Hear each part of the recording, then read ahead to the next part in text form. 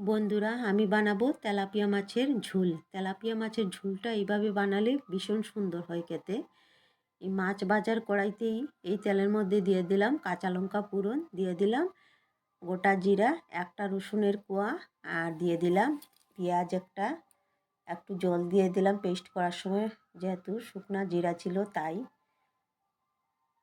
দিয়ে কড়াইতে দিয়ে দিলাম নুন হলুদ দিয়ে ভেজে নিলাম। তারপর দিয়ে দিলাম টমেটো, ধনিয়া পাতাটা কাঁচা দেব না, আমি এখানে দিয়ে দিয়েছি।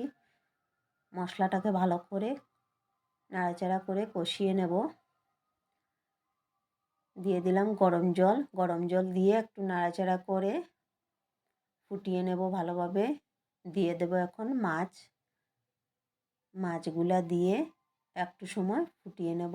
হয়ে গিয়েছে আমার তেলাপিয়া মাছের ঝোল। বন্ধুরা, কেমন হয়েছে জানাবেন।